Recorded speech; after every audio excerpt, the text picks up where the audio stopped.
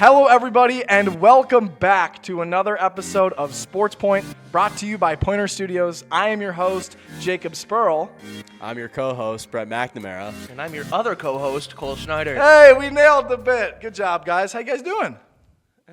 Okay.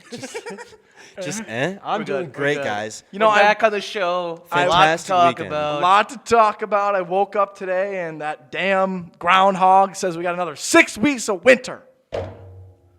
But we'll be Los Angeles. We'll be in Los Angeles. At least some of us in the studio. Don't rub it in, bro. Yeah, Don't rub it Yeah, in. my This is bad. the Are 40th you guys going to time? LA or? Yeah. Wow. Yeah, so obviously it's been a pretty non-eventful weekend since we've last spoke. But guys, if you're here to get into the deep dive of the Packer stuff, we have timestamps down below, so make sure to go check those out because we'll get into depth later. We're going to first start off, as we usually do, with our Crowning Champion segment. My crowning champion this week is going to be Nico Kemilevsky for the men's pointer hockey team. This past weekend against River Falls, he scored 3 goals in 2 games, and he is also tied for leading the team in points with 18. He's tied with freshman Gabe Randall. I also want to quickly kind of use this as an excuse to shout out Gabe Randall, again, a freshman who's also leading the team in goals scored. Really awesome for him. That's all I've got. Of course, we're going to speed through some of this stuff a little bit because we've got a lot of Packers content we're going to talk about today. We talked a little bit last week, but today, as I promised, is going to be the deep dive episode. So we're going to spend a little bit less time on this stuff today, but Brett, who's your crowning champion for this week? My crowning champion is Seth Myron, UW Stevens Point men's basketball player. Last week, Wednesday, against UW Platteville, he had 27 points off of shooting 10 of 15 from the field while making 6 3-pointers. It felt like he could have missed that whole second half, especially. It was great. He helped the Pointers win that one against formerly ranked UW Platteville, 81-62. Dethroned. Great game for the Pointers at home. They stand 15-4 overall, 5-3 in general. I was actually just looking; they are 9-0 at home. The Pointers? They have not lost a game at home this Dog season. pound, dude. That makes sense. Pound. We got. I mean, I feel like all the home games I've been to, they really come out on top those last couple minutes of the game. At home, that is. Yeah. But yeah, Seth Myron, 27 points, great game. Myron. Bringing that back. Oh yeah. Yep. All right, Cole, who is your So I crowning have champion? 2 crowning champions. Yeah. Probably one of the greatest rookie duels that I've ever even heard of. So the Mavericks face the Hornets. So the 2 top rookies on the team, Cooper Flagg had 49 points, 10 rebounds, and 3 assists on 69% shooting from the field. And Con Knuppel had 34 had 34 points, 4 rebounds, and 3 assists on 62.5 field goal percentage. And the Hornets ended up coming out 123-121 over the Mavericks. That's crazy. I think the next game too, Cooper Flagg had like 33 points or something like that. They've been both playing pretty good. But the Mavs lost both those games that he popped off in. Knuppel's the same age as me, guys. What? He graduated the same year as me. Wait, is he 20? He's from Wisconsin. Is he 20? Yeah. I'm older than him? You guys are both older than No, we're older than Cooper Flagg too, dude. Yeah. I knew that. Just think about that. Like, realistically, like, guys, this could be us, but we're, All right. I was never going to be a hooper. Hey, it could have been me. You know, when I was sitting over Yeah, on the 7th bench. man on the bench, right? No. Oh yeah. Hey, I averaged 15,000 claps. I was going to say, you say average 15,000 points.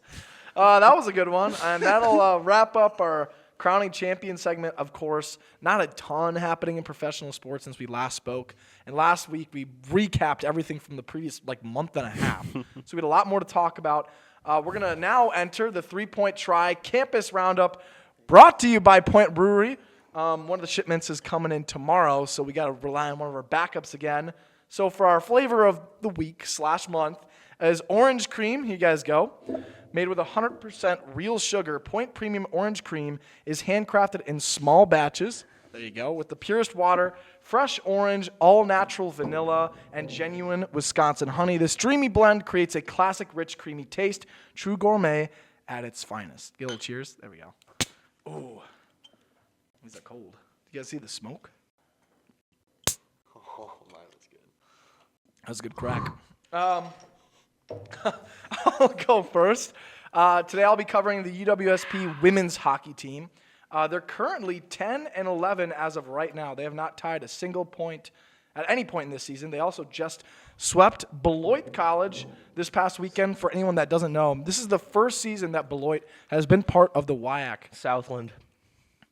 Yeah, Southland, because for anyone that doesn't know, the previous sixth team in the WIAC was Northland College, but unfortunately, in spring 2025, that school closed down, and the WIAC needed to find a new team in order to fill out the minimum requirement of 6 teams in a conference to make a conference bid for playoffs. So they got Beloit College, and the women's team swept them this weekend on Friday, January 30th. They won 2-1. And then on Saturday, January 31st, they won 3-1. Both games were played at home in Point. They're going against UW Superior this upcoming weekend as this comes out, which is February 6th on Friday and February 7th on Saturday. Both will be in Superior, Wisconsin at 2 p.m. They've been pretty good. Obviously, they're one game below 500. I want to quickly shout out Molly Polkamp, who is leading the team in points. So some good stuff there. Who wants to go next? I'll go next. Sure thing. Women's basketball, UWSP women's basketball, not doing too hot right now. 12-7 in overall, 1-7 in conference. Lost 47-60 against UW Platteville last Wednesday. Mm-hmm. Like I said, fall to 1-7 in conference. Carissa Smith, 18 points, 7 boards. Jesse Ernst, 7 points, 5 rebounds. Emma Kilpatrick and Aubrey Smith, both with 6 points, and Maya Rice, 4 points, 1 for 12 from the field. What's going on? Hey. It's an off game. I know it is. Bounce back. It's The just, women's team will bounce back. what's going on? Like Aggressive. she just dropped like 29 points the That week is true, before. yeah. Just needed a game to recharge. Teams have their up and downs. I mean, how many games, Cole, do you know they have left Should have before? like 5 left. Yeah, only a couple more weeks before the I don't playoffs. think they're making the WIAC tournament. Because do you know where they are in conference right now? Middle of the pack. No. We can get a little pass. check. In conference, as soon as conference play began, it was just. Because not how many great. seeds enter? 4. Is it not? Pretty sure it's I 4. thought every single one made it, and then they just had the whole Well, tournament. that's how. I don't know, because that's how They hockey are sitting does at it, the but- bottom with UW Stout at 1-7 in conference. In WIAC conference. tournament. I no thought it- information. Which Oh, is That's excuse me. unfortunate. Yes, everybody. The top 6 seeds making. There's 8 teams. So So- points close because overall record, I mean, they're better than River Falls. it's got to be your conference. It's conference record. You're right. They better hope that they better win these next few games, and Eau Claire Do they loses the play next Eau few Claire? games. I think they have a chance against Eau Claire and River Falls, who are right above them at the 6th and 5th seeds. So Oshkosh is just. We have a better chance of going up against Eau Claire. Yeah. 'Cause they're 2-6. River Falls In is conference? 4-4 in conference. oh wow, yeah. I mean, we'll see how it goes. We'll be keeping track of that. Brett, you have men's hockey again this week to talk about. I Yep. do. The last time we talked about it, they beat UW Stout on Saturday, January 24th. That was a big win for them in hopes of, trying to get a nice late season push. And I kind of talked about how if they can, get on the right track here, especially with 2 Beloit games coming up, they should have a pretty good chance in the WIAC to make, a strong, push to try and win it all. Yeah. So they faced UW River Falls this past weekend on January 30th and 31st. The first game against River Falls, both games are at River Falls. They lost it 4-5 was the final score in that one. Proctor was in between the pipes on that one. And, it was just not a great game defensively, considering the fact that they played probably their best defensive game. Best offensive game. Well, I was saying a game prior. Oh, against yeah, Stout. yeah. Against Stout, they played great The defense looked great, so you'd think that against River Falls it'd be the same. Unfortunately, it just wasn't the case. They just couldn't get it done in that one, and it just kind of sucks. For goals-wise, leading in that one, 2 for Nico Kamilevsky, like you mentioned, 1 for Sean Bunting, and then 1 for Gabe Randall as well. And then that Saturday game, they ended up winning that one. 5-2 was the final score, so much better performance. McGuire was in the net for that one, only allowing 2 goals. And then goals were scored by Quentin Hill, Nico Kamilevsky, Sean Bunting, Ryan Hintz, and Chris Engelbert. So, the Pointers overall are 9-10-2, 4-6-1 in conference, and they're currently on a 1-game winning streak. So we'll see if they can turn around here against Beloit which on February 6th, Friday and Saturday. Yeah, it's going to be in Beloit. I believe they played them once this season because they play usually all conference teams 3 times. So they played them once at home They're going to play them away now at Beloit College. Should be 2 wins that should bump them above 500, something they haven't been at, in a long time.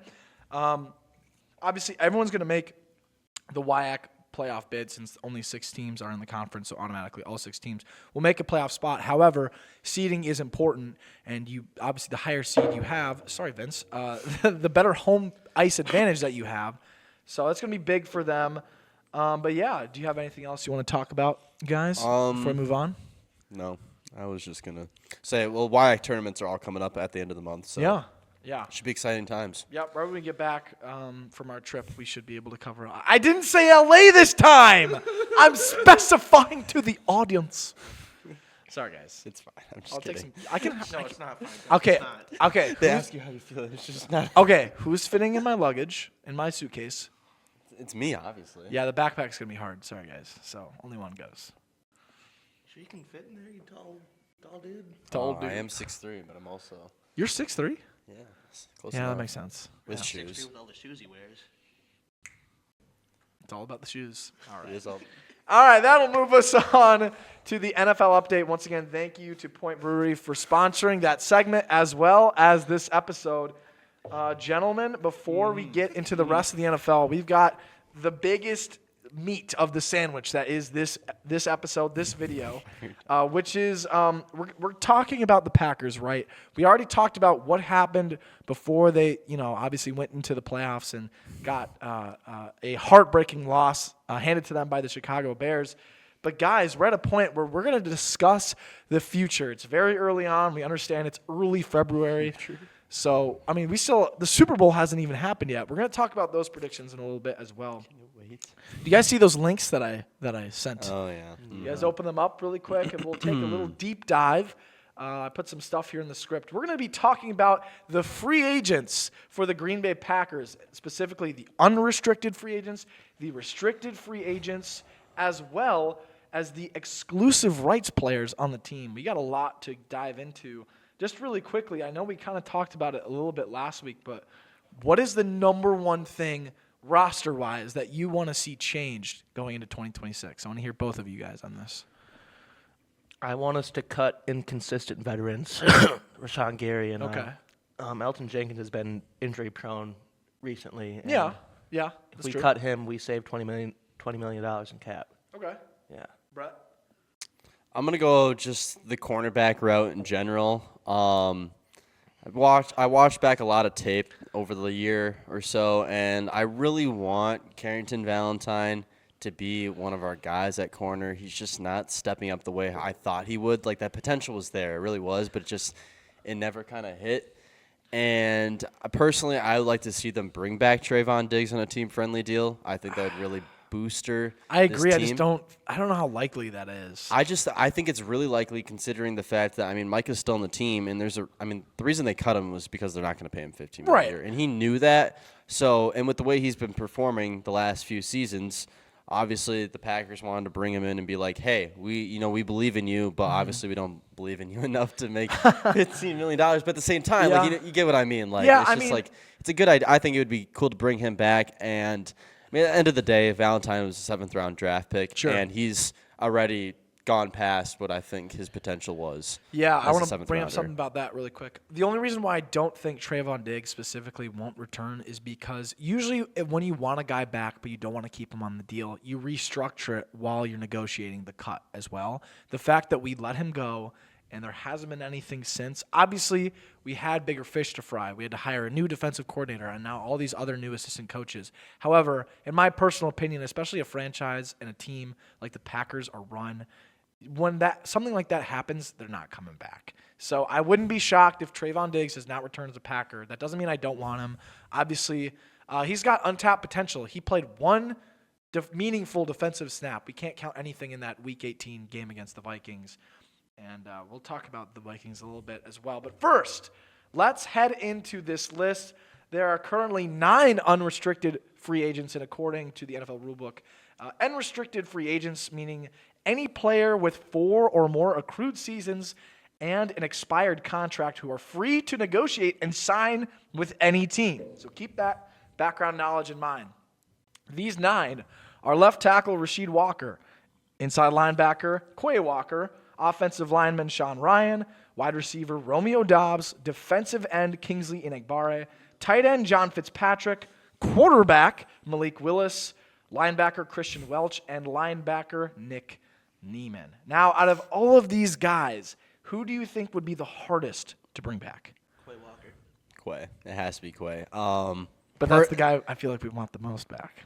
No, exactly. All right. Well, all right. I would say the most back is Kingsley Enagbare. I think he's got the most potential out of all these guys. Quay's kind of hit his. I don't know. Like, I mean, Quay's there, but like He had his best statistical season and didn't even start that many games. I've Yes. looked a lot of stuff up now. Do we really need Quay Walker down the stretch? Whoa, you've turned. I You've have turned. turned. I So what, have are you turned. on the I Isaiah want Brett a McDuffie week Richard ago. Cooper train right now? I'm on the let's draft a guy in the early rounds, a.k.a. second or third round. We got Cooper in the second last year. We're going to talk about the McDuffie's current draft picks that we after have. the season, McDuffie will be on a one-year deal. Tyron Hopper looks, I mean, he's promising. So I say I would rather us spend our money in better needs, if that makes sense, like bringing back guys like Kingsley Enagbare and, you know, signing contracts. Because at the end of the day, like, we don't have that much money to work with, if that makes sense. Okay. So I just don't think the money needs to be spent towards a guy that's possibly making, you know, upwards to, you know, I know it says $15 million per year. I doubt. So you think it would be the hardest to bring back in terms of like financially as well as out of No, okay. I'm saying like if it's a team-friendly deal, I think okay, yeah, I'll bring him Okay, back. sure. But I don't think he deserves. It says 15 here. I don't think it's. I think it's more closer around like 12, 13. We'll see. 10-ish. Yeah, I think 15 million is pretty realistic. I mean, the NFL It's just close. announced too To be that realistic, I think the team that he's probably going to go to, if it's not the Packers, will be the Dolphins. And the Dolphins would give him that kind of him deal. and Jordan Brooks would be pretty Yeah. good. I'm not gonna lie. I don't know. It's tough and it's just. It's not really a Green Bay Packer kind of deal. I mean, out of everyone we just said, by far, I mean, look, there's like the guys that, you know, are smaller in the background, Christian Welch. He might come back. He's always floated around. I think we should bring Nick Neiman back to a very small team-friendly deal. He was a special teams ace for us. He was one of the best, like, special teams gunners in, like, the NFL for the first 9 weeks. However, I think the most obvious no on this list is Rasheed Walker. Yeah. He's had his time to prove it. I think some of his best play was in late 2023, and I don't think he's ever gotten close to that high. He has had some really bad moments this season, and it was in a contract year. I do think we need to bring back Sean Ryan, though. Just his versatility. That's not crazy. That's not his crazy. versatility is key because he was starting at right guard, and when Elton Jenkins went out for the rest of the year, he moved over to center. And At times, he was a better Yeah. center than He's like Jenkins a better was. version of Lane Taylor. Yeah, That's all a right. fair statement to make. That's not crazy. I mean, we've still been trying to find that replacement for Corey Linsley at the end of the day. And here's the thing, right? Yes, we did miss on Creed Humphrey, but honestly, I think it might have been a mistake to let Josh Myers go. I'm still on this standpoint because at the end of the day, Josh Myers got signed for $1.5 million by the Jets, and his last season in Green Bay was solid. Like, I know in hindsight, Goody was probably waiting to see how Rasheed Walker would perform the next year, and Zach Tom, they were awaiting a contract for him. But we have still been in the center carousel, which is pretty unfamiliar to, you know, old-time Packer fans. I'd agree Kingsley Enagbare is an asset. He's a very good role player. He is never going to be your prime defensive end, but that's not what he was drafted for. He's a depth piece, and he's good in the run. We're good in the run game. Obviously, Malik Willis is going. There's no reason for us re-signing him to be a backup. Yep.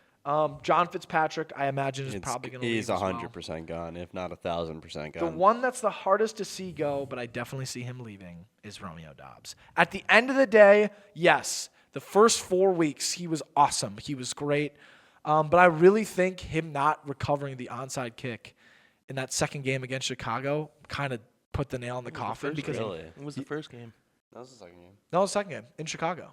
Well, second game. I'm sorry. I was just. No, you're thinking, good. Like, You're first good. game we lost. You're the good, but Bears. those small things, like, you know, a GM looks at that and is just like, That's He literally didn't your most really- He didn't important. even play the rest of the game. Yeah, and When you lifted your hand up, I thought you flipped. You're just like, nah. I love Romeo Dobbs, but at the end of the day, like we have so many guys on this roster. They're Wide receiver is just not another one we need to be worrying about, especially With Savion and he Matthew does not. He's Golden. not. We don't have the money that warrants. I think he's going to be like, I don't know, 15 million. Like we just don't have that for another wide receiver. This guy Malik Heath, Jacob, I swear. I You said gotta I let would him ra- go, Brett. I said I would rather spend the money on bringing Malik Heath. All right, guys. Brett is a huge Malik Heath fan. For who knows? Like why? Like, Just yeah, why? I Like, don't know. What has he I done in the think- league that has I've been never What seen do you it. mean has he done in the league? Did you not see that catch week 2 against Oh the Commanders? my Did you God, not see that that week catch. 18 catch against the Oh, Chicago yeah. Bears? Two Did you not see that catches? touchdown against the New York Giants?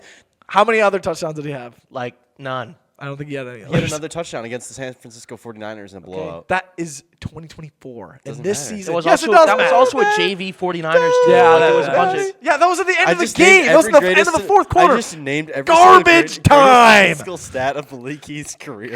Yeah, you did. All it's just off a of bit at memory. this point, dude. Just shut up. All right. Dang.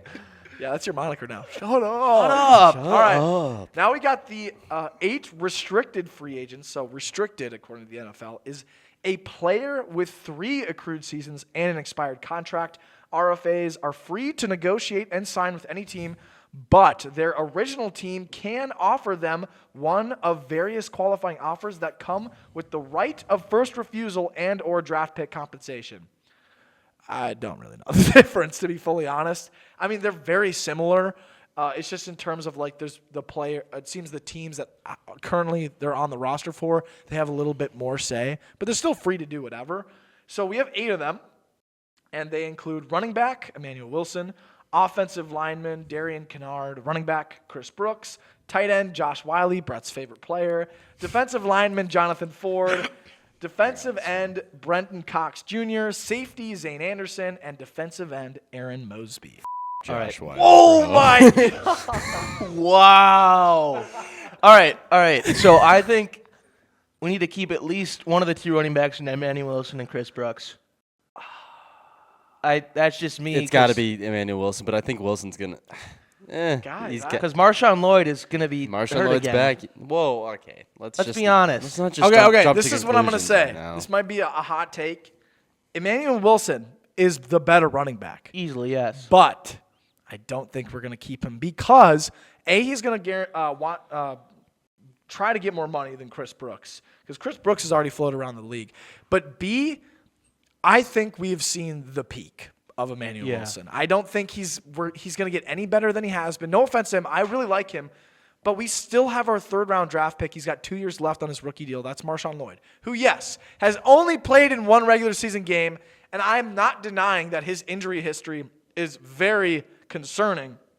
However, you have to just kind of bite the bullet in this scenario because you have so many other positions of value and needing to be re-signed. You already have Josh Jacobs. And like Emmanuel Wilson, like they have different types of running styles. Chris Brooks is on the roster because he can pass block very well. Oh, yeah. And I'm going to be honest, I think Brian Gutekunst is going to value that more than out of the potential you could get for Marshawn Lloyd. And I think it's going to be a much cheaper and team-friendly deal. Emmanuel Wilson is going to be some other really good running back, too, in free agency. Chris Brooks could be anywhere, and I think it would be nice if we re-signed him. I don't know if it's going to happen. He's easily replaceable. That's just kind of how I look at him. Yes, but again, you have to see why we kept him this last season. He showed us a lot of value at the end of 2024. That's why he stayed on the roster. He could have easily been cut. Besides him, Jonathan Ford isn't coming back. He was signed towards the end of the season. Darian Kennard, I doubt he stays. I feel like he didn't have a lot of impactful snaps. Literally, his only reception, he fumbled. And that's a play they practiced every week. Matt LaFleur said that. It was funny watching him burrow over people, though. That was pretty awesome. I honestly think that actually he could come back.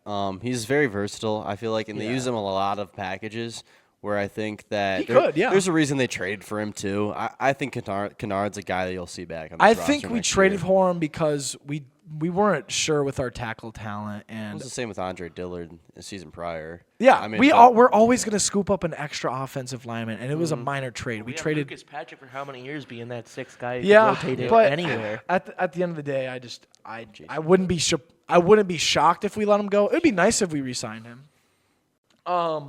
Brenton Cox is not staying on this team. There's not a doubt in my mind. No. Really? No. Really? No. Why not? For me, who watches linemen, when he came back, I was expecting a lot. He played really bad his first game back. So He looked fine against the Vikings, but again, guys, we have Baron Sorrell, Colin Oliver. We just drafted 2 rookies. But that kind of just puts us at the point. Are we going to draft more then? We could definitely draft another. I think we can draft another edge. We also I think need we're to gonna draft focus interior on linemen. tackles. We don't need this surplus of defensive ends. We have Micah Parsons at the end of the day. Like we They can. got injured last year. You also got to remember there's a good chance we Yeah, cut but did Rashawn Brenton Gary. Cox step up? Did he step up? He came back for like 2 games, didn't he? 4. Did he step up though? Not really, but like I'm just saying, it's like That's what I'm saying. Baron Sorrell had more of an impact. That's than he's a- correct. he's a I rookie. agree. Here's a question: do you think Lucas Van Ness steps up? Oh yeah. Rashawn Gary gets cut.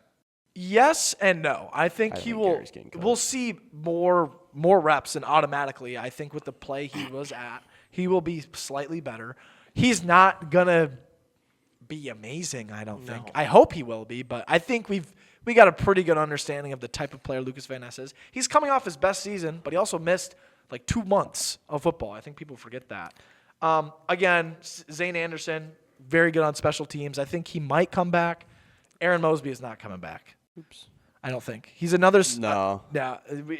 What'd you say about Zane Anderson? Yeah, I think so. Yeah. I think so. He means a lot to the team, and he's again very good on special teams. So out of the 4 guys that are potential cut candidates, Rashawn Gary, Nixon, Jenkins, Jacobs, and then I'd throw McManus in there. I honestly think out of all 5 of Did you those, say Nixon yeah, getting cut? yeah, like just as a cut candidate, I'm just saying the cut candidates Oh, in just general. I'm gonna be honest. I think Rashawn Gary gets a restructure. I think Jacobs is on the same contract. I think Nixon's still on the same contract, and I honestly think the only guy that's probably gonna get cut out of all these guys is Elton Jenkins. I think Rashawn Gary taking don't a bring pay. up the cuts. We're not there yet. I know, but like I'm just saying though, it's like I will say with the because Nixon one. he brought up Rashawn Gary. No, that's as a fair. cut You're candidate. fair. I was We're just kinda gonna like, get to them. Don't yeah, worry. I okay, don't you're want to silence whatever. No, you're say. good. So we're gonna get there in a minute. First, we have 4 exclusive rights players. Exclusive rights players, any player with fewer than 3 accrued seasons and an expired contract. If his original team offers him a 1-year contract at the league minimum based on his credited seasons, the player cannot negotiate with other teams. And out of these 4 players, guys, with those rules, tell me who you think that's going to happen to. None of them. We have hybrid wide receiver and cornerback Bo Melton, offensive lineman Lacita Smith, cornerback Kamal Haddon, and offensive lineman Donovan Jennings. None. None of them are coming. There's only one possibility. It's All Melton. the other 3 guys are gone. Bo Melton will be the only one. Bo Melton's the only because he's proven he can make plays on both sides of the ball, even on special teams, and he is such a big locker room guy. Like that cannot go unnoticed. I mean, Rich Bisaccia sucks at his job, but he's still employed. People like him. So at the end of the day, like sometimes I think honestly, not looking at it, I think Smith could come back too on just a 1-year. yeah, contract. he's a big practice squad candidate Yeah, guy. I like that actually. I think Melton Smith, and then it's just unfortunate that Haddon. Kamal Haddon, tore his Achilles in week It's just 17. it's the same thing as who am I thinking of? Fitzpatrick. Yeah, it's just unfortunate. I have guys ankle that injury for Kamal Haddon and Donovan Yeah. Jennings. I don't think has come back. He was not. yeah. No.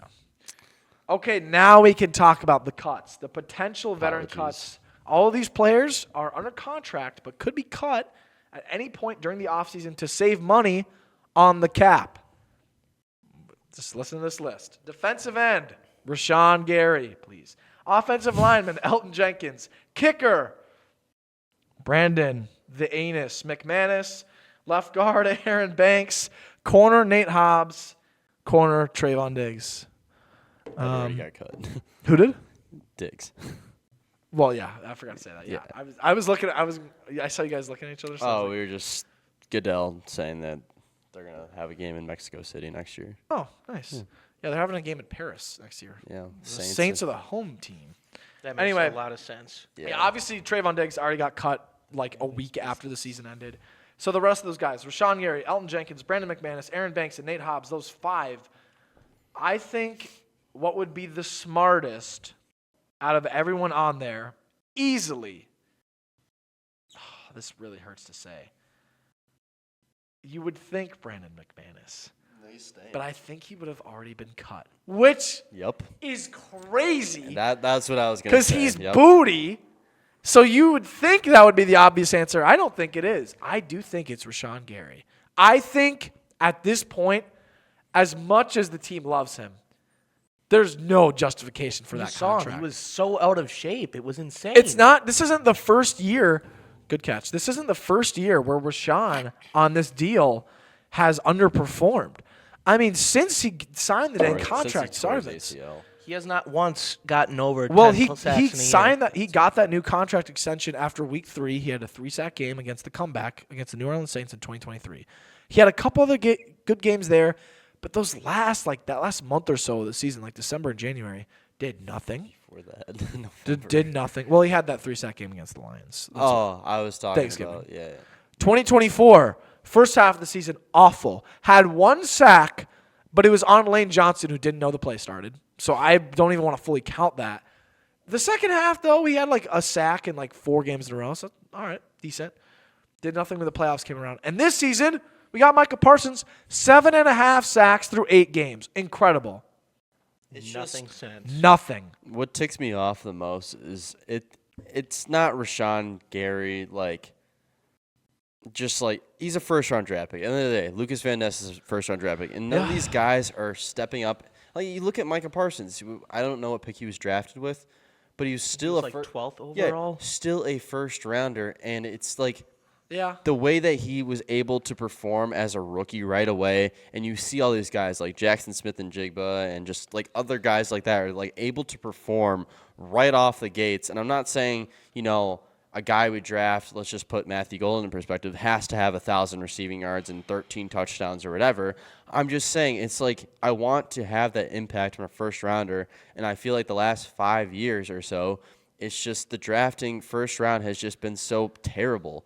Like Rashawn Gary has done absolutely nothing. Lucas Van Ness, I'm sorry, we can keep on saying he's got the flashes, he's doing this, blah, blah, blah. He is nothing compared to Micah Parsons. I'm not saying we have to compare him to Micah Parsons. I'm just saying he's not making anywhere close to an impact like that. No. And neither has our other first-round draft picks. Jair had maybe 2 good seasons, and then he started, he had injuries, and that kind of riddled down the season. In defense, Micah Parsons has exceeded expectations. He's a generational He's an talent. all-world player. Yes. I'm not saying that, a guy has to be that way. But Rashawn Gary was drafted by 4 picks of Brian Burns, who is a much better defensive end, was leading in the NFC for sacks for several weeks. And look, again, I love Rashawn, but you just have to look. He is the 10th highest paid defensive end in the NFL, and his production, especially where it mattered most, does not equate to that contract. Remember, you and Liam clowned me last year for calling out Rashawn Gary as a waste of a contract on Stats with the Stats. I would have defended your argument. I would have defended that. Even I last year. But it's just like you need to have this consistency. Did he tear his ACL before his contract or after? Yes, before. So here's the thing, right? Like we can't just say like the contract when it was signed was the dumbest thing ever. He was the leading sack. He had 8 sacks, I think, 9 sacks through till week 8 when he tore his ACL against the Lions. He was the leading sacker the year prior in 2021. Like Rashawn Gary, was on a real roll, and that ACL tear, he had some moments after that. But yeah, he's just not 2021. Rashawn Gary was a beast. I'm fully convinced. He really stepped up into Darius Smith's shadow. But yeah, it's just not that anymore. It just goes back to the scouting and the scout team and the GM Gutekunst, and it's just he's had some hits, but it's all been in the later rounds. Now, don't worry, guys. For anyone watching, McManus will get cut. I think during the kicker competition this offseason, during spring training, during fall camp, during the summer. He's gonna nail every kick.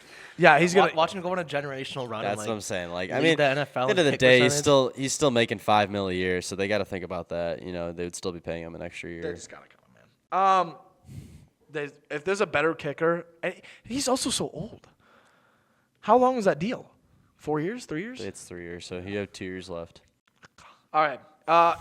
Aaron Banks, we could restructure. I doubt we're doing it this season. Still not worth 60. He was definitely not, but restructured. he's not getting cut. That's, Banks and Hobbs Well, no, are both 'cause gonna when get we we can pay him cannot too much. afford any more offensive line turnover.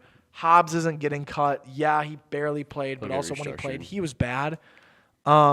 I just think that was just a bad selection. Even at the time, I was confused, but he was primarily playing slot corner in the NFL. And We in had already had college. Javon Bullard playing slot corner that year. I don't think we knew Javon would be the slot guy because that's not what he was entirely. He could play deep safety, but yeah, that's all we got for that section. I think the biggest move that needs to happen, Romeo Dobbs. I love him, but I don't think we can re-sign him. If we can get Quay Walker back, like I thought of it this way: like, what would happen if I got the news that we got Quay Walker back? I'd be ecstatic. If we lost him, I'd be like, damn, that sucks.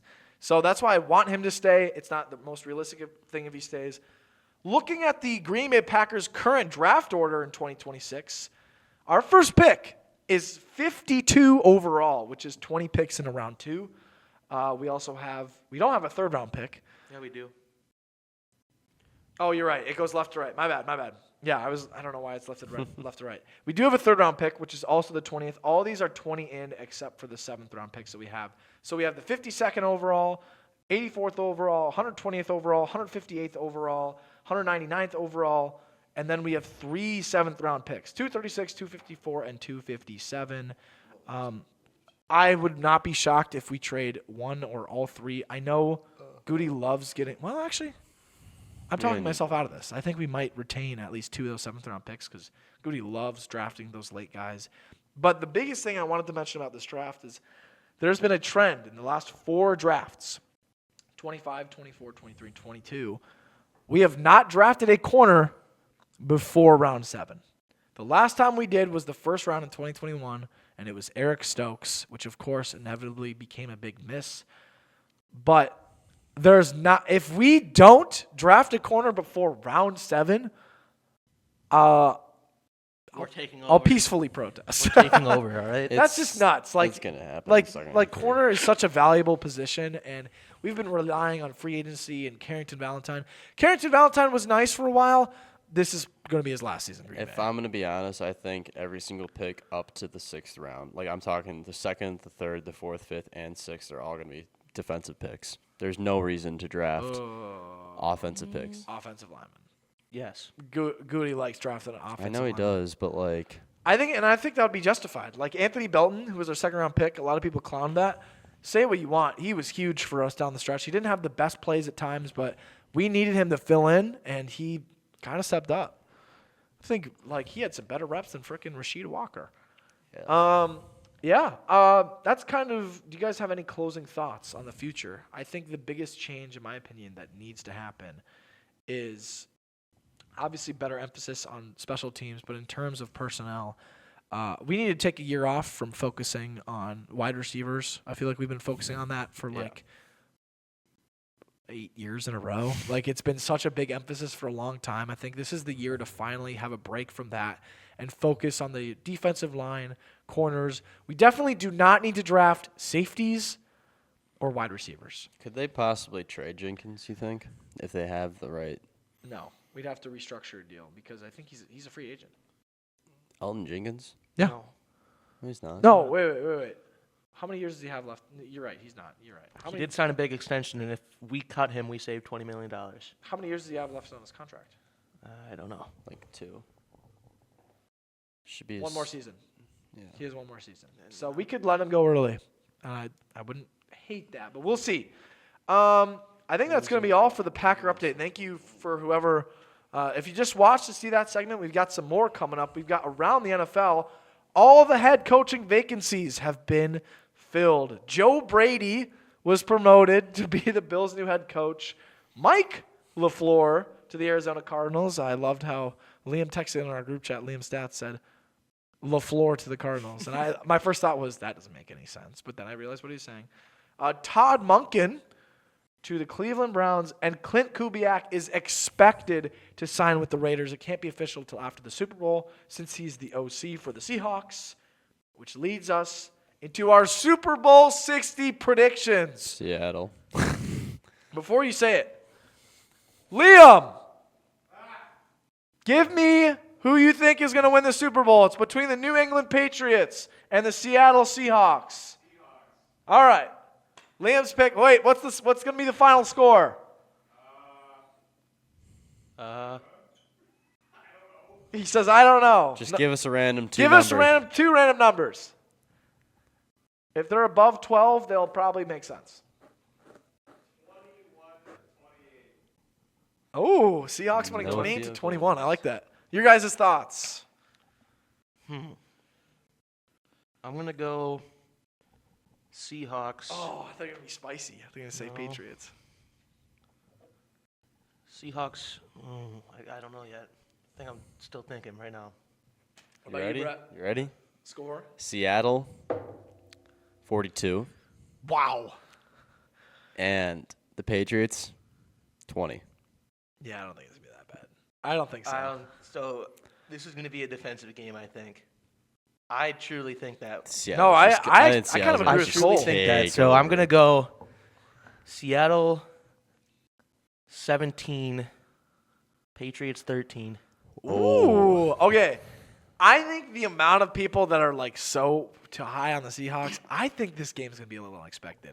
I do think it's going to be more defensive. However, I think Darnold is going to throw a pick kind of early.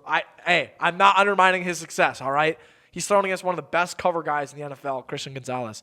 I think Gonzo's going to pick him off early or something like that. And, like, it's going to undermine things. They're going to have to rely on the run game a little bit. But I'm telling you, if the Seahawks do not rely on Kenneth Walker, they're not winning the Super Bowl. Unpopular opinion, I like indoor Super Bowls better than outside Super Bowls. All right. Was that an opinion? Why is that? No, I'm just saying, it feels like there's a better vibe to indoor Super Bowls. Yeah, no, I don't know. I like the if it's because you see the sunset. So like you saw the sunset Super Bowl 50 was the first one I watched. Yeah, that was just in weird. in Santa Clara. Yeah, it that was weird. Yeah, it was the Broncos and the and Panthers. I think it's kind of cool. It is. I prefer like the Super seeing Bowl. the sky. I like the dark. I guess I also miss the aspect of like the cameras flashing and all that. And that's not a thing really anymore. Dude, when we played in Brazil Yeah. last year, there was a ton of cameras flashing, and I miss that about old analog NFL. It just like felt like, oh yeah, this is football, but like I don't know, just like bring back camera I flashes. guess it's different now because we're not gonna see red is the main color for Super Bowl. Yeah. that Have the you guys seen the case? Super Bowl patches? They're like bad. 1, 2, 3, And there's like 4. 20. It looks like a NASCAR. Yeah. It's Kidding. No, they have the captain patch, the Super Bowl patch, the a 250-year American 250 anniversary. Yep, anniversary, and then the what's the last one? Well, the Seahawks have a 50 years patch. I'm going to say I do think the Seahawks will win the Super Bowl, but it's going to be close. In the NFL. My final score will be 31-26. That's my prediction. NBA update. Fire Doc Rivers. NHL update. There was an outdoor game where I think Two Liam goalies fought went to. again. it was the greatest comeback. It was a 4-goal deficit. I believe it was for the Tampa Bay Lightning, who came back against the Boston Bruins. There was also a little brawl in there. They were both wearing like alternate uniforms. I got that on my feed. I thought that was pretty cool. So we are to the NHL segment for you, Liam. Sorry. Not you, Liam. Did you care? Did you like that segment? Okay. Oh, jeez. Okay. Do you guys have any other thoughts before we close? The only thing I was gonna say about the Bucks is that there is one trade that apparently has been submitted by the Miami Heat. Oh yeah, Oh, my reportedly. goodness. Yeah, All we right, saw hold this. Yeah, let's get into this. Okay, so the trade that was submitted by the Heat, apparently, was Khalil Ware, Tyler Hero, Kaspers Giacchinonis, Jamie Jaquez Jr., and Terry Rozier, who's currently on trial for gambling. He's a salary filler. And then along with that, 2 first-round draft picks from the Miami Heat, 2031, 2032, and then their 2026 would be a pick swap, and then their 2033 would be a pick swap. 2033, that's crazy. So in reality, that's 5 players For Giannis. and 4 draft picks for Giannis, and most likely, if I had to, probably Thanasis, and then. Can we bring Doc Rivers on a boat as well? Ship him to Miami. We can't really. Send him down the Mississippi. Yeah, yeah. No. I think if a Giannis trade's going to happen, then that's gonna, Can we tie him up to balloons like in Up? Can we do that? I guess we could. Could we put him on the top of a van and just drive him all the way down to Miami? What about the what is it, the Volkswagen? And the then National on a Lampoon? little sidecar, bring along. I can't even remember his name. Oh my gosh, Rich Bisaccia. Bring Rich Bisaccia on a sidecar. Yeah, send him to Miami too to Blindfold play him. the coach for the Dolphins, right? Blindfold him. Tell him we're going to. Where do you think Rich Bisaccia likes to go? Miami. He's gonna go join Jeff Hafley's No, coaching he's staff. not. Jeff doesn't want him. Now give him to Jeff Hafley. No, he can go up and coach the CFL. Calgary Stampeders, shout out. Give him to the Vikings or the Bears. All right. We'll see if when is the NBA trade deadline? February it's this week. It's this week. I think so. On the 4th, isn't that? It's not the 4th. Is it Friday? It's like the Because this episode is coming out on Friday. February 5th. Oh, it's I in got it 3 wrong. days. Thursday. All right. So we got a Giannis- few more days. Here's We'll my prediction. Giannis is not going to get traded. I don't think I'm so. gonna stick with I the don't think we're gonna. I think if we're going to make a trade, it's going to be for a player to try and bring in and compete. We'll see. We'll find out. We're gonna already have the answer by the time this episode comes out. That is all from us today here at SportsPoint. Thank you again to my co-hosts, Cole and Brett, for being on. Lovely having you guys on. Thank you, Liam Sheen, for helping us out today in the fishbowl. I have been Jacob Spoerl, and from all of us here at SportsPoint, we'll see you next time.